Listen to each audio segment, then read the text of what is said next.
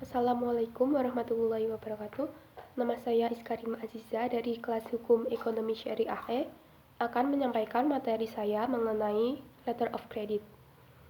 Yang pertama, pengertian Letter of Credit dan Letter of Credit Syariah. Letter of Credit merupakan salah satu jasa perbankan yang penting, terutama dalam perdagangan internasional, karena perdagangan luar negeri yang meliputi transaksi ekspor dan impor. Barang maupun jasa dapat dilaksanakan dengan baik apabila hubungan pembayarannya dapat diselenggarakan dengan lancar dan terjamin bagi semua pihak. Menurut Ramlan Ginting, LC adalah surat-surat yang dikeluarkan oleh suatu bank atas permintaan importir langganan bank tersebut yang ditujukan kepada eksportir di luar negeri yang menjadi relasi importir yang memberi hak kepada eksportir untuk menarik vessel-vessel atas importir bersangkutan untuk sejumlah uang yang disebutkan dalam surat tersebut. Seiring dengan kebutuhan masyarakat akan penerapan prinsip syariah dalam kegiatan bisnis, termasuk dalam perdagangan internasional, kemudian muncul fasilitas LC dalam dunia perbankan syariah. Aturan hukum tentang LC syariah berpedoman kepada Fatwa Dewan Syariah Nasional Majelis Ulama Indonesia atau DSN MUI nomor 34 dan 35 tahun 2002 tentang LC impor dan ekspor syariah. LC syariah terbagi menjadi dua, yaitu LC ekspor syariah dan LC impor syariah. Menurut DSN MUI, LC ekspor syariah adalah surat pernyataan akan membayar kepada eksportir yang diterbitkan oleh bank untuk memfasilitasi perdagangan ekspor dengan pemenuhan persyaratan tertentu sesuai dengan prinsip syariah. Sedangkan LC impor syariah adalah surat pernyataan akan membayar kepada eksportir yang diterbitkan oleh bank untuk kepentingan importir dengan pemenuhan persyaratan tertentu sesuai dengan prinsip syariah. Yang kedua, jenis-jenis letter of credit. Jenis pertama, SIG LC. SIG LC yaitu LC yang syarat pembayarannya langsung pada saat dokumen diajukan oleh eksportir kepada advice bank. Yang kedua, Usance LC.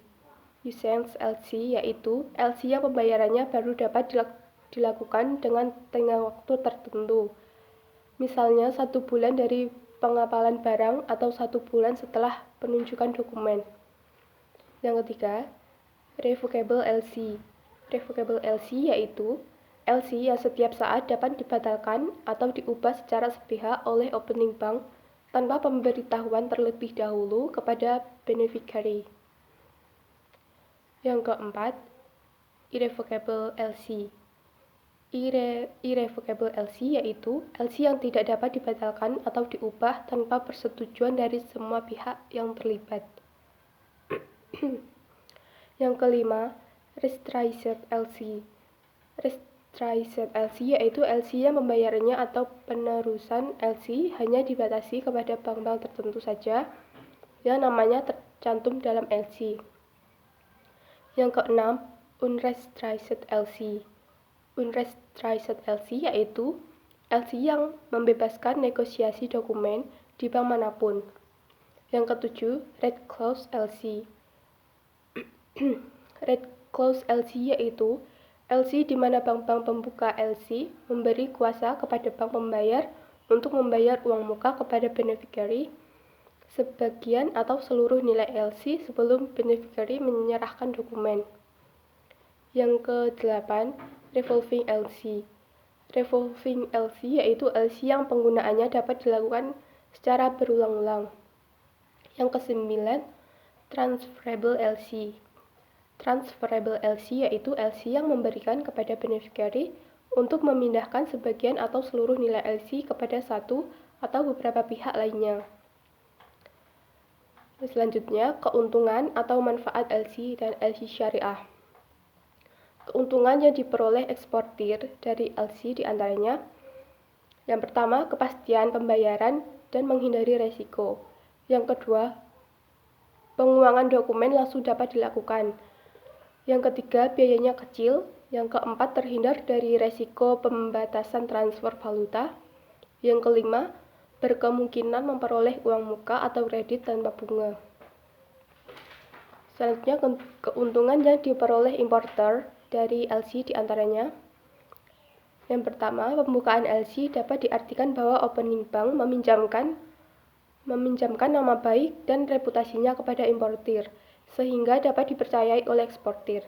Eksportir yakin bahwa barang yang akan dikirimnya pasti dibayar. Yang kedua, LC merupakan jaminan bagi importir bahwa dokumen atas barang yang dipesan akan diterimanya dalam keadaan lengkap dan utuh, karena akan diteliti oleh bank yang sudah mempunyai keahlian dalam hal ini. Yang ketiga, importir dalam mencantumkan syarat-syarat untuk pengamanan yang pasti akan dipatuhi oleh eksportir untuk dapat menarik uang dari LC yang tersedia.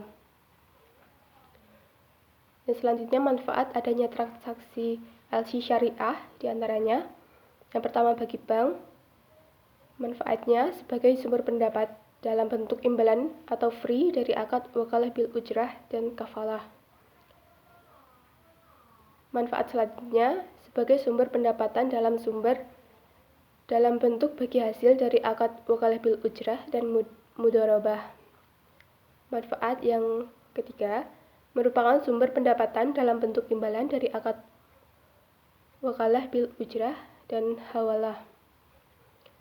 Manfaat bagi nasabah diantaranya menerima barang yang diimpor disertai dokumen pendukung yang sesuai. Yang kedua, memperoleh jasa penyelesaian pembayaran dan atau peminjaman. Yang ketiga, akseptasi yang mendukung aktivitasnya dalam perdagangan internasional. Dan selanjutnya, dasar hukum letter of credit dan letter of credit syariah. Peraturan pemerintah nomor 1 tahun 1982 tentang pelaksanaan ekspor, impor, dan atau lintas devisa merupakan dasar hukum LC di Indonesia. Namun, Bank Indonesia dalam surat edaran nomor 26 atau 27 ULN tanggal 17 Desember 1993 mengatur juga bahwa LC yang diterbitkan bank devisa atau bank umum boleh tunduk kepada UCP, karena UCP telah digunakan dalam praktik perbankan sejak 1970-an sebagai ketentuan LC dan Bank Indonesia mendukung keberadaannya.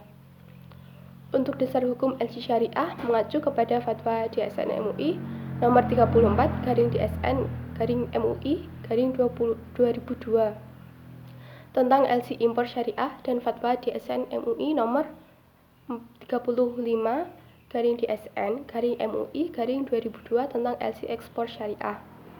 Salah satu ayat yang dirujuk para ulama untuk dijadikan justifikasi atas instrumen perdagangan internasional adalah surah Al-Baqarah ayat 283. Yang selanjutnya, bentuk akad letter of credit syariah. Berdasarkan fatwa nomor 34 DSN MUI 9 2002, ketentuan akad-akad untuk letter of credit impor yang sesuai dengan syariah dapat digunakan beberapa bentuk. Di antaranya, yang pertama akad wakalah bi'al ujrah, yang kedua akad wakalah bi'al ujrah dan khord, yang ketiga akad mudharabah, yang keempat akad salam atau isti'na dan murabahah, yang kelima akad wakalah bi'al ujrah dan mudharabah. Sedangkan fatwa nomor 35 DSN MUI 9 2002, ketentuan akad-akad untuk letter of credit ekspor yang sesuai dengan syariah dapat berupa yang pertama akad wakalah bi'al ujrah, yang kedua akad wakalah bi'al ujrah dan khord, yang ketiga akad wakalah bi'al ujrah dan mudharabah, yang keempat akad musyarakah, yang kelima akad al-ba'i atau jual beli dan wakalah. Ya, selanjutnya mekanisme letter of credit.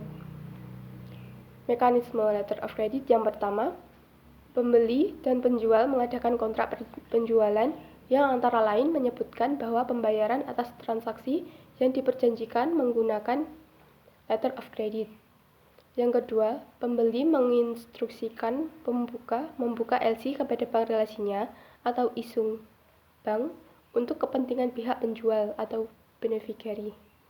Yang ketiga, issuing bank meminta kepada bank korespondennya yang biasanya berada di negara penjual untuk memberitahukan atau menginformasi LC tersebut. Advising atau confirming bank memberitahu kepada penjual bahwa untuk kepentingannya telah dibuka satu LC. Yang keempat, setelah penjual menerima LC dan sekiranya ia dapat memenuhi syarat-syarat yang tercantum di dalamnya, yang kemudian melaksanakan pengapalan atau pengiriman barang kepada pembeli.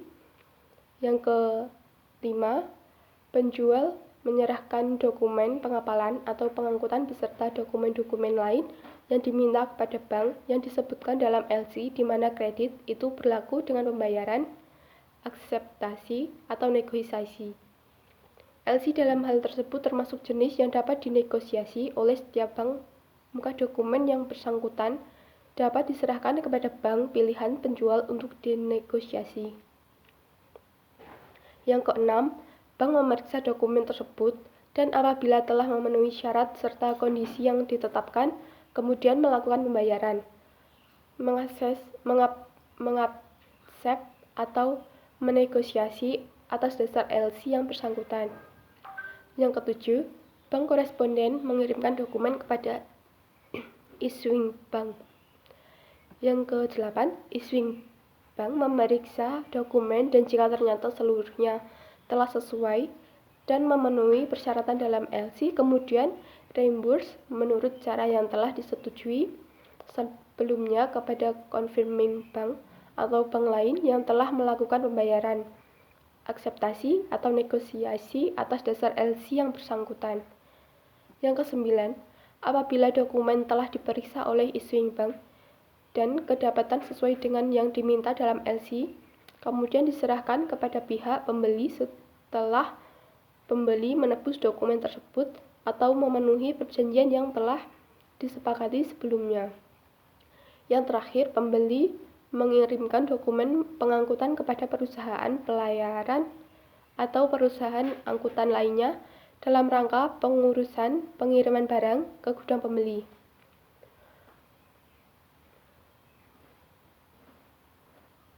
Sekian yang dapat saya sampaikan. Kurang lebihnya mohon maaf. Wassalamualaikum warahmatullahi wabarakatuh.